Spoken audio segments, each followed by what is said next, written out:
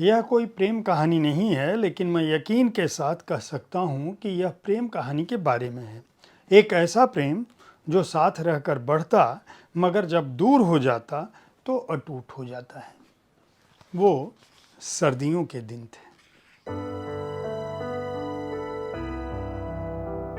नमस्कार, आप देख रहे हैं साहित्य तक के बुक कैफे का एक दिन एक किताब कार्यक्रम। मैं हूं जयप्रकाश पांडे और आज जिस पुस्तक के साथ मैं उपस्थित हूं उसका नाम है किसी अजनबी के प्यार में। रेणु मिश्रा इसकी रचनाकार हैं। रेणु मिश्रा का जन्म उत्तर प्रदेश के वाराणसी में हुआ। काशी हिंदू विश्वविद्यालय से दर्शन शास्त्र तथा SMBU से जनसंचार एवं पत्रकारिता में स्नातकोत्तर करने के बाद लेखन, रचनात्मक लेखन से जुड़ी हैं। अनुवाद की सेवाएं देती रही हैं। एक कविता संग्रह जब मैं कोई नहीं हूँ प्रकाशित हो चुका है और यह जो कहानियाँ हैं इनका वाचन वो अलग अलग जगहों पर अलग अलग कालखंड में कर चुकी हैं। पहला कहानी संग्रह है उनका और इस कहानी संग्रह में उनकी कुल 12 कहानियाँ शामिल हैं। कार्यक्रम के शुरुआत मैंने वो सर्दियों के दिन थे कहानी का जो अंश है उससे किया था।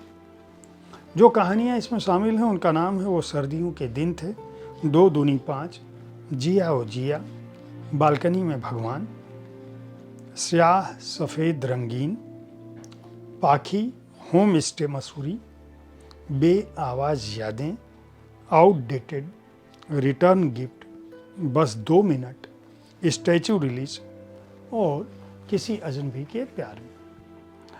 दरअसल रेणु मिश्रा के लिए कहानियों की दुनिया वो दुनिया है जिससे वे जीती रही हैं, कभी अपने ख्वाबों में, कभी अपने ख्यालों में और कभी हकीकत में। इनका कहना है कि कहानियों में झूठ होता है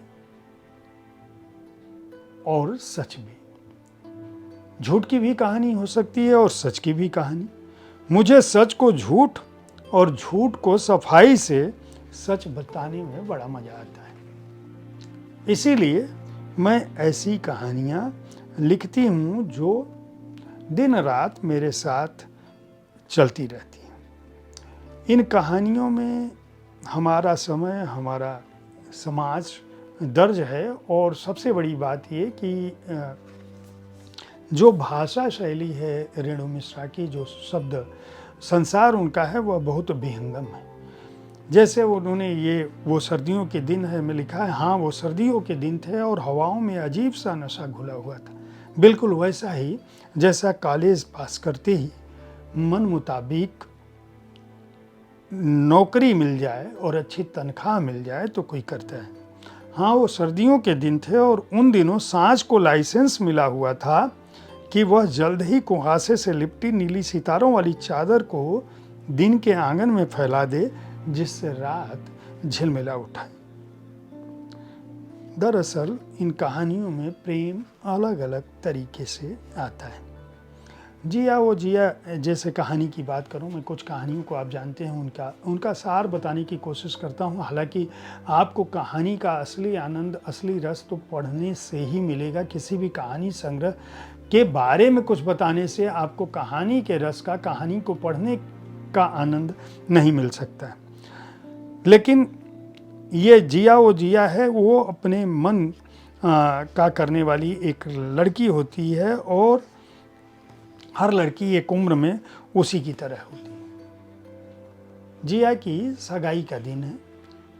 सगाई में जब चारों तरफ एक तरह से रिश्तेदार, नातेदार आ चुके हैं, ससुराल वाले पक्ष के लोग भी आ चुके हैं, पूरी पार्टी सज चुकी है एक तरह से, अचानक जो है अंगूठी पहनाने की रस्म के पहले जिया गायब हो जाती है।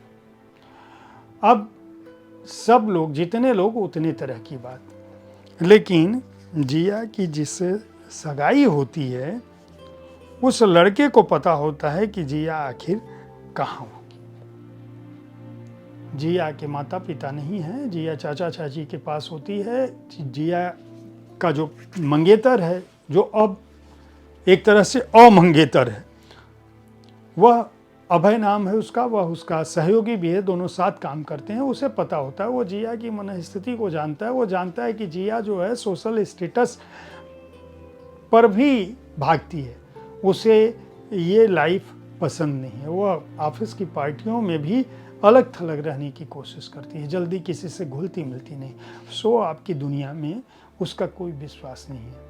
वह जानता है कि जिया अगर अभी नहीं गायब हो गई तो ज़रूर कोई वजह होगी, और वह कहाँ होगी। वह खोजते हुए उस बिल्डिंग के छत पर जाता है। जिया एक टंकी के किनारे बैठकर आकाश देख रही होती। वह नीचे लेकर आता है। जिया को बहुत सारी बातें सुनने को मिलती हैं, बहुत सारे लोग नाराज होते हैं, तरह तरह के कटाक्ष हैं, लेकिन यह जानता है कि जिया की बातों में यहाँ की शोर नहीं होंगे। जुगनू थे, सितारे थे, झिंगुर टिड्डों की आवाज़ थी, हवाओं की सरगोशियाँ थी, रात की खामोशी थी। जिया इसी तरह से जिंदगी जी रही होती है। यह जिया को समझता है, इसलिए अपने घर वालों को, उसके चाचा चाची को समझाने की कोशिश करता है। लोग कहते हैं ऑफिस में मुंह कैसे, क्योंकि कार्यालय के लोग भी होते हैं, साथ काम कर रही होती है। जिया 2-3 दिन बाद अचानक आती है, फ़ोन करती है इसको और कहती है कि तुम ऋषिकेश मेरे साथ चलो,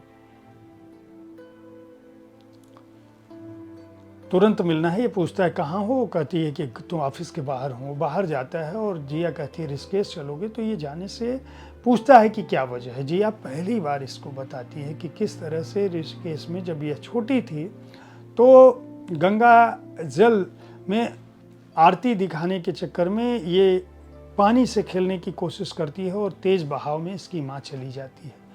माँ का दाह संस्कार किसी तरह से होता है, इसके पिता पागलों की स्थिति में होते हैं, और जिस दिन आखिरी क्रियाकर्म होता है उसकी माँ का शव बहुत दिनों बाद, 10 दिनों बाद मिलता है। और जब अंतिम संस्कार के बाद पिताजी जो है, जब ये हाथ पकड़े होती है, अचानक भीड़ में देखती है कि हाथ छुड़ा के चले जाते हैं।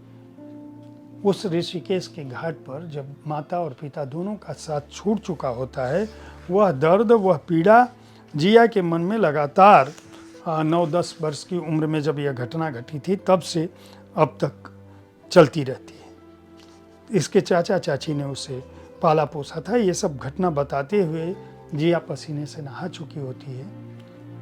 अभय पूछता है इस कहानी के अंत में कि आप सोच रहे होंगे कि मैंने क्या किया, तो मैं जिया के साथ ऋषिकेश नहीं किया, क्योंकि मैं उसे कमज़ोर बनाना नहीं चाहता था। कितने ही रतजगों के बाद सितारों से सितारों को जोड़ते हुए वह उस रास्ते पर पहुंच पाई थी जब उसकी इच्छा यह हुई कि वह अकेले ऋषिकेश जा सके। जब उसे अपनी मंजिल का पता मालूम हो चुका था, जिया को यह था कि शायद उसके पिता वहाँ पर हों। क्यों? क्योंकि उसके चाचा शादी से कुछ दिन पहले ऋषिकेश गए थे। तो इसका कहना था कि मैं उसका साथी बनना चाहता हूँ, उसका सहारा नहीं। मैं जिया को पंगु नहीं बनाना चाहता। जिया को अपने डर से निजात पाना ही था। तो इस तरह से आप समझ सकते हैं कि इसी तेवर की कहानियाँ हैं। इन कहानियों में प्रेम अलग अलग अंदाज में आता है। कहीं समर्पण है, कहीं त्याग है, कहीं मिलन है, कहीं जुदाई है, कहीं शुद्ध संसार है, कहीं समाज है, कहीं विशुद्ध मन है, कहीं विशुद्ध भाव है, कहीं परंपरा है।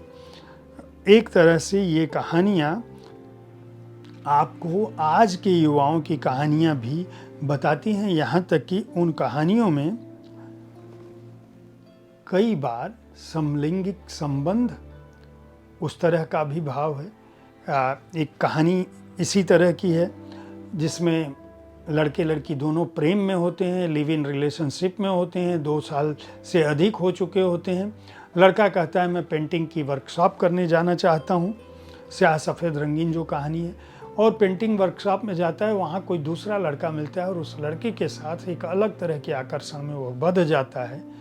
और फिर वो विचार करता है कि जो उसकी रूममेट है, लिव इन पार्टनर है, उसके साथ उसको कभी उस तरह की फीलिंग नहीं हुई जितनी परिपूर्णता उस लड़के के साथ उसको होती है। अंत में वो क्या करता है, वह वापस आता है और अपनी रूममेट को लिव इन रिलेशनशिप में जो लड़की है जिसके साथ वो सगाई और शादी के ख्वाब बुन रही होती है, वह लड़की उसको अपनी सच्चाई बता देता है। तो ये कहानियाँ अपने समय के हिसाब से एक तरह से मैं कह सकता हूँ कि बोल्ड भी हैं, हकीकत को बताती हैं। और रेणु मिश्रा की यह खासियत है कि वो अपने भावों को, अपने विचारों को छुपाती नहीं, अपनी कहानियों में बड़े ही साफ़गोई से उनको दर्ज करती हैं। अगर आप आज के समय के युवाओं के प्रेम को समझना चाहते हैं, उस प्रेम के दौरान घटने वाली बातों को समझना चाहते हैं, तो इस कृति को खरीद कर पढ़ सकते हैं। किसी अजनबी में प्यार को हिंद युग ने प्रकाशित किया है। 249 रुपये इसका मूल्य है। रेणु मिश्रा को उनके पहले कहानी संग्रह के लिए बहुत बहुत बधाई और शुभकामनाएं। कल ठीक इसी समय ऐसी ही किसी एक कृति के साथ मैं फिर मिलूंगा। साहित्य तक देखते रहें, पुस्तकें खरीदते रहें। कार्यक्रम के बारे में अपनी राय से अवगत कराना न भूलें। धन्यवाद।